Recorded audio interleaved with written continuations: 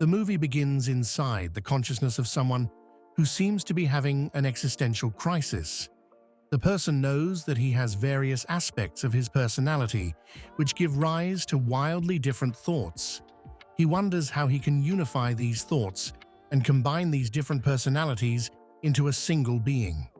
It is evident that the narrator has multiple personality disorder and is struggling to understand who he is.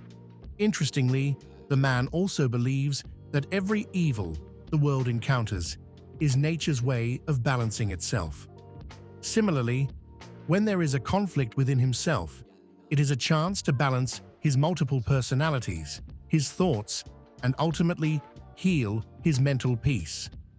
The man then reflects on how love is the way to achieve this healing, but admits that he runs away from love and gravitates toward power because it allows him to control his surroundings.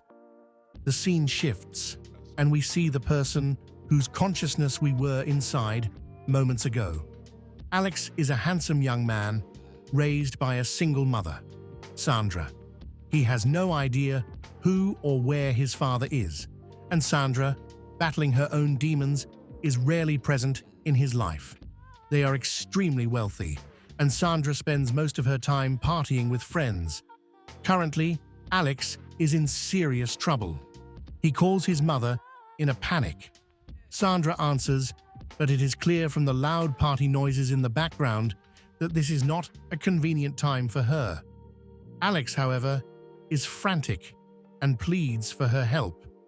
When Sandra asks what has happened, he gives a vague reply, saying that a friend came over and something happened. Assuming her son might have broken something, Sandra remains dismissive, but her tone shifts when Alex begins sobbing and begs her to come home. The camera then pans to reveal blood-soaked sheets. Alex has killed his girlfriend and seems confused, as if he has no idea how this happened. A while later, Sandra returns home and immediately takes control of the situation. Calm and composed, she suppresses any news about the incident. Without informing Alex of her plans, she grabs him and takes him to her limo. On the way, Alex asks his mother if he is a bad person. Sandra reassures him that he is not, but Alex follows up with another question. Why are all these bad things happening to him? This unsettles Sandra, and she appears troubled, though she promises to explain everything once Alex is old enough to understand. Soon, they arrive at their destination, a high-tech clinic. Sandra leaves without explanation, forcing Alex to go in alone. The clinic, more of a luxury retreat than a correctional facility, has sleek doors with retinal scanners, floor-to-ceiling glass windows, and a modern lounge area. Several beautiful, athletic people are lounging or swimming in the facility's pool. It is revealed that the clinic uses genetic engineering to treat people with violent tendencies. Alex is guided to his quarters, an ultra-modern, minimalistic, yet luxurious room with massive windows offering a breathtaking view of a dense forest. A female voice from the intercom welcomes him, explaining the various aspects of his stay. Curious, Alex notices a strange room nearby and asks what it is for. The intercom voice explains that it is the selection room. Once Alex decides to undergo treatment, he will be taken there to make choices regarding his pathway. That night, Alex falls asleep peacefully but experiences a vivid and unsettling dream. In the dream, he realizes that everyone at the clinic is an artificial human, beautiful and perfect, but seemingly replicas of real people.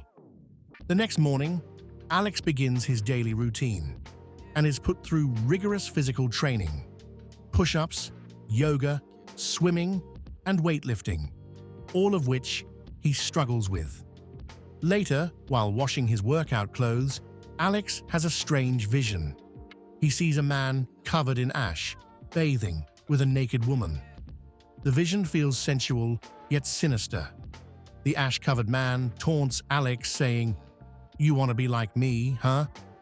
Alex snaps back to reality, his heart racing. The intercom voice notices his elevated heart rate and urges him to share what happened, but Alex lies. He begins to panic and runs into a beautiful girl in the lobby. The girl, new to the facility, introduces herself as Sarah and asks Alex for help finding her room. Alex is stunned because Sarah looks exactly like his deceased girlfriend. Despite his shock, he helps her, and over time, they grow close. Sarah shares that she too is on a journey to heal herself and encourages Alex to undergo treatment. Meanwhile, Alex continues to experience violent visions, including flashbacks to the day he killed his girlfriend. In one vision, he sees himself losing control while they were making love, and when he regains awareness, she is lying in a pool of blood.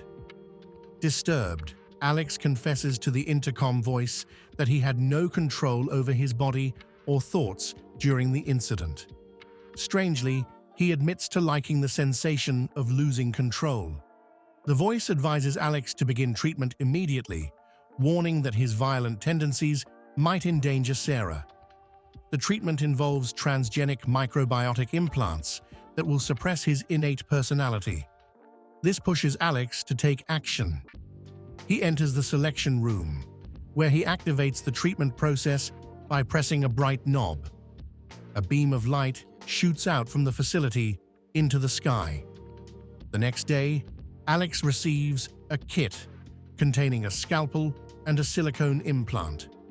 Guided by the voice, he makes a square incision beneath his left eye, painfully removing a small section of flesh before inserting the implant.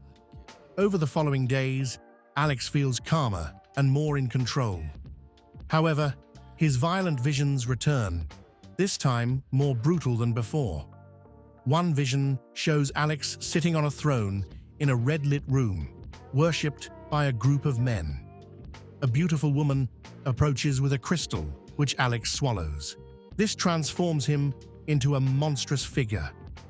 Horrified, Alex snaps back to reality and spirals into panic, demanding more implants to suppress his violent urges. As Alex undergoes additional procedures, he becomes increasingly cyborg-like, with deep scars across his face. Meanwhile, the intercom voice is revealed to belong to a woman named Ozana, who has a mysterious connection to Alex. Ozana works alongside Dr. Hamilton Price, the clinic's founder. Dr. Price, an intense and enigmatic figure, is determined to push Alex to his mental and physical limits. In a shocking twist, Dr. Price reveals to Alex that he is his biological father. Sandra had been one of Dr. Price's first patients, and the two fell in love during her treatment. This revelation stuns Alex, but motivates him to complete the final stage of treatment. Dr. Price performs the last procedure by cutting into Alex's chest and inserting a glowing silicone implant near his heart. This ultimate enhancement is supposed to make Alex the perfect being. However, the procedure sends Alex into his most terrifying vision yet. He sees himself devouring a baby, completely consumed by his violent and animalistic nature. The film ends on a surreal note. In one timeline, Alex is reduced to a shriveled, mutated creature, a horrifying result of his addiction to the implants. In another alternate reality, a healthy human Alex runs joyfully along a beach, free of his violent thoughts. Subscribe for more videos like this, turn on notifications, and leave a like to support the channel.